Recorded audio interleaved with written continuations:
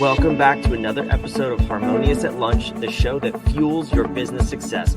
I'm Brandon Gano, your host and guide through the world of harmonious business growth. Today, we're unlocking powerful strategies with industry experts to help your business thrive. If you're a business owner, entrepreneur, or executive, you are in the right place.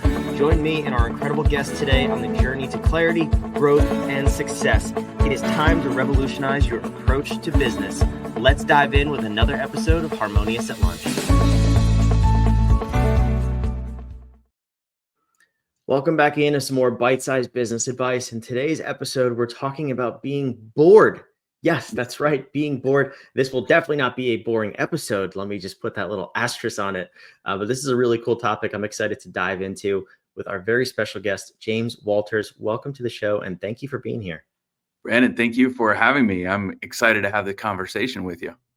So on the surface, talking about being bored could be considered a boring episode, but I think this is a very unique spin on boredom. So tell me, why do you love being bored so much, James? I love being bored in certain areas of my life. And I've noticed that just in society now, boredom is kind of the thing to avoid. And we've gotten away from certain parts of our lives being boring and just being okay with that or being used to it. But I've always been in a creative space, creative business. Now I help other people just unlock or tap into a little bit more creativity. And what I found over the years is if I can be really intentional about certain parts of my life and intentionally make those parts boring, then that opens up a lot of bandwidth for me to focus on the creativity and the parts I want to really double down in my life. So it's really a two-part thing. Decide what I want to be boring about or with in order to open up a lot more space and energy for me to create, which is what I want to be doing. Yeah, so it's not just being bored, it's strategic boredom. It is Which absolutely, yeah. Yeah, I mean, I love that concept, and I want to dive into it more, but I'm really curious before we get into what does that look like. How do you avoid not being bored? And I'm saying that because where I'm sitting right now, I have a computer in front of me with access to the internet. I have a phone right there with access to the internet, and I'm always surrounded by these devices. It is impossible to not be bored. So how do you avoid that stuff first and foremost? It's kind of like exercise, and I don't love physical exercise, but I've gotten to a point in my life where I know it's necessary, and so I have to force myself to do it. I've also started coupling that with leaving the device off of me. So in the last probably 6 months, I've been very intentional about going on walks in nature with no headphones or anything where I could listen to a podcast or try to, as they say, what do they call it, multitask. I have really tried to avoid anything related to multitasking. If I'm doing a task and I start to get bored, I'm just like everyone else. I want to grab my phone and see, hey, anyone texted me, or I've got it right on my screen. I could see it, the little red dot comes up on the app. And I've started shutting those down, just intentionally making it so that if I do get bored, I really settle back into the thing. And then I have to ask myself, okay, am I bored to the level where I just need to get up, walk around, maybe get another glass of water? Or am I bored to where I just don't need to be doing this task anymore? I've been there, done that. And there have been a lot of things I've crossed off and figured out how to pass off to an assistant or VA, just because every time I do it, I find myself getting bored. Now, there are some things that bore me, like accounting and things that only I know that how to, let's say my bookkeeper calls me up and say, hey, how do I account for this? Was this a job related expense, or was it, what was that? And only I know that information. And so even though that bores me, it's important. And so I do it. But there are a lot of things day to day that bore me that I realized over the years, you know what, I can pass this off. And there are some things that bore me that I realized, if I get just a little bit more creative with this, this thing is going, I could take this in a whole new direction and it could be exciting. So it's just balancing all of those things. But I'm very distractible. I see squirrels everywhere. And it forced me to really look at myself and start taking a lot of apps off of my phone and shutting down a lot of things when I am trying to do focused work, especially creative work, because when you're doing creative things, you're solving problems. That's all creativity is solving problems that you personally haven't solved for yourself before. It doesn't mean you're reinventing the wheel for the humanity. It just means you're doing things that you haven't put together. And so that takes a lot of energy. And I want to have that as much of it as possible without being distracted. Yeah, I mean, I agree with that. And it is so hard to be, I shouldn't say that, but it is a challenge to be creative, especially when there's all of these distractions around us. Even when you get rid of all of that stuff, there's a bookshelf. So there's another, going back to the old fashioned days where we can pick up a physical book. I mean, there's Right. always something you can be distracted with, if you choose. So you have to find for yourself what is that zone you can get in to where all of those distractions don't matter. I know what it is for me. I'm sure you know what it is for you, but it's going to be unique for everybody. Mhm. I am curious though for yourself. I mean, what are some of the things where you are strategically boring in your life to eliminate that as a distraction? Maybe that'll inspire something in our listeners to discover what that is for them. Right. I want to go back to what you said and really emphasize that strategic boredom is completely different for everyone. So for me, I have a lot of boredom in my wardrobe. My wardrobe's pretty much black and gray. I have blue jeans. Those could be considered blue, but they match with everything I have.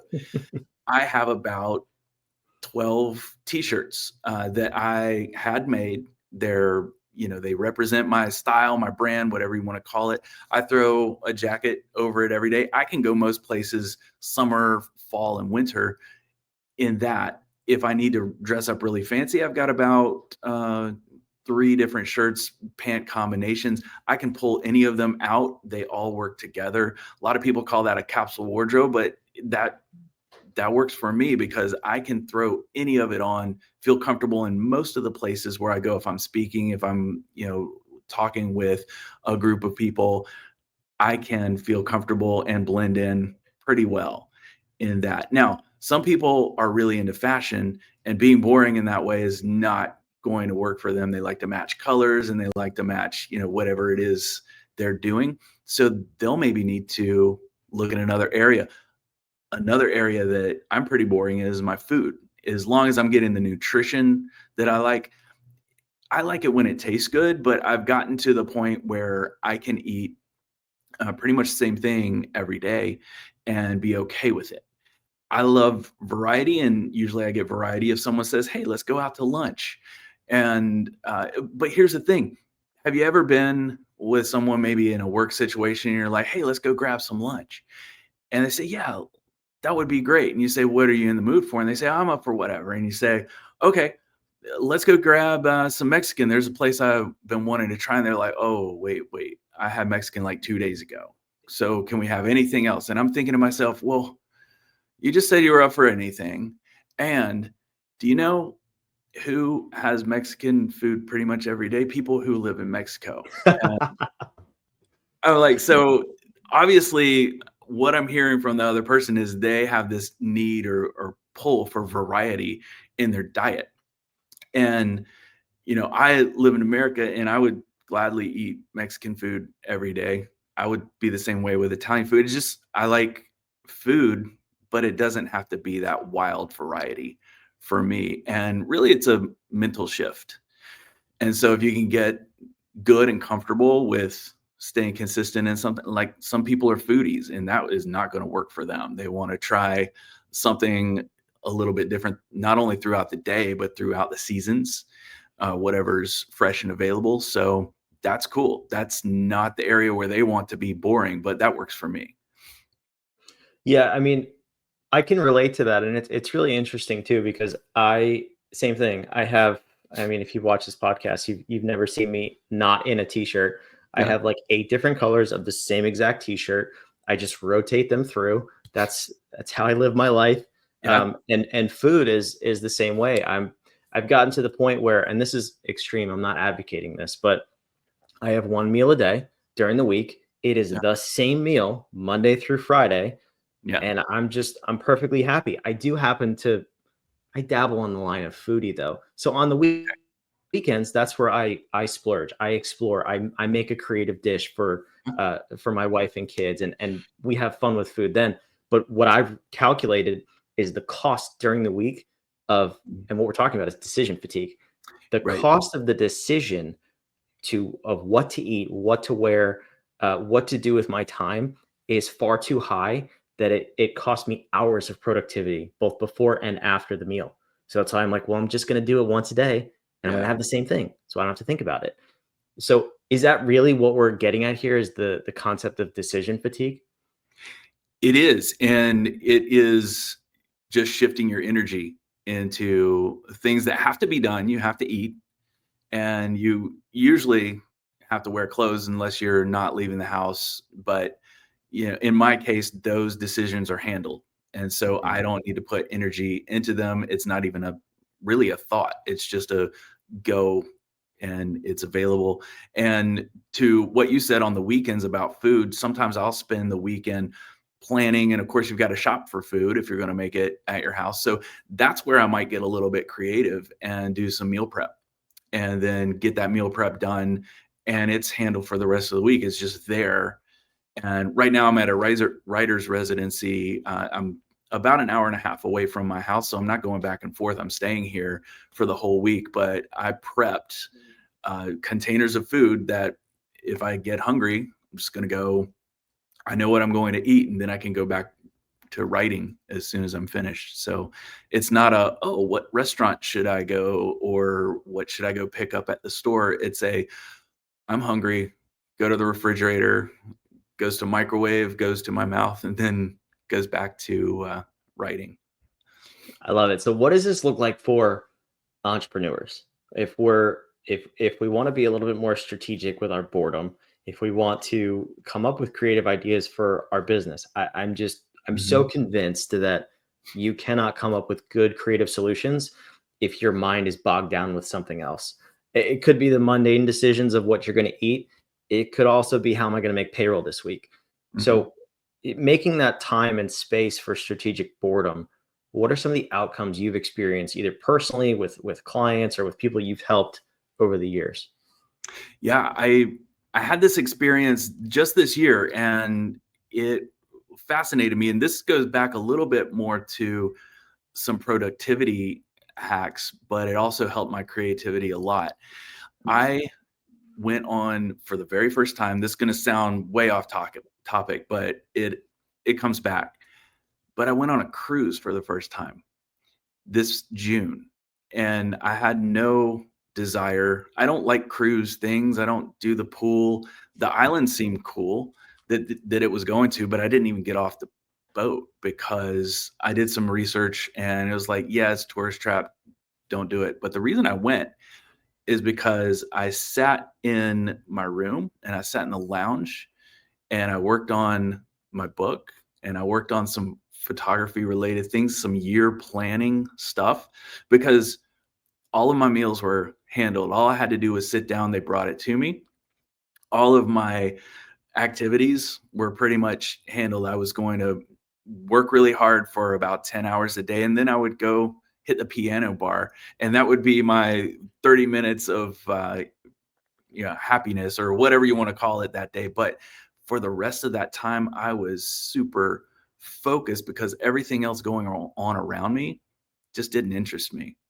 And that, although a lot was going on around me and it was really fascinating. So going back to your question about how can entrepreneurs do this, people with teams, I think getting out of your normal environment is a really big thing, because when you're in your normal environment, if that's your house, there are a lot of things pulling at your attention. And I'm always really top of mind about what I call the dilution of our energy or our attention. And really, attention is just energy, and you have to manage it. So if you can bring people together in person, I think that's super important too, because then you're really focused on someone. You're not looking at a screen where maybe someone comes in the room and you're kind of got half of your attention on, okay, what's going on there? Or maybe you start seeing those notifications come up on your screen. So it really does come down to changing your environment. And sometimes that environment is just your desktop. For me, that helps a lot. But sometimes your environment is to go someplace completely different where you can't be in your normal routine. And then you have to figure out, okay, what do I do now? And it helps if that environment doesn't interest you very much. That's a good tip. Although I think a conspiracy theory popped in my head as you were describing that. We shouldn't go down this rabbit hole, but maybe Okay. someone else is thinking about it. You know how they always say, the elites, if you will say in the future people will own nothing and be happy. I'm Oh, thinking, oh no, they're going to put everybody on a cruise ship or in an apartment complex where there's entertainment, endless food, and you go and you live your life like that. And I'm scared, James. I'm a little it scared. sounds like, you know what you just described? It sounds like that movie Wall-E, where they had to take a spaceship away Yeah. from Earth because it was so filled with garbage. And there was everything you could ever want. And the people, because of space weightlessness and endless buffets, they couldn't even stand up. They were in these chairs that they glided around. That sounds exactly, oh gosh, that's the future. But They're putting it in front of our face. I'm terrified. you know, what I think though is when it comes to creativity, I think the currency of creativity is going to be elevated in the next several years because with all of this AI, I've been a photographer for the last 30 some years. And when I started my career, it went from film to digital. Now photography is going from digital to AI, you know, with a person behind the camera or not, you can create an image. And AI is good at iterating and generating things, but there has to be creativity behind it. There has to be ideas, things people haven't seen before, because you can have AI all day long, but you still have to come back and connect with humans to move the needle in your revenue or whatever it is. AI doesn't buy things as far as I know yet, right? So you still have to connect with people to drive businesses, and creativity has a lot to do with that. Yeah, I think as AI becomes more and more prevalent, and I mean, full disclosure, if you visit our website and download our app, we have an AI component that's there to assist you, but it can't replace you. And Yeah. that's the whole point. Is you have to creativity comes from humans. You have to have emotions. Humans can't connect with robots, never will, and other way around. Yeah.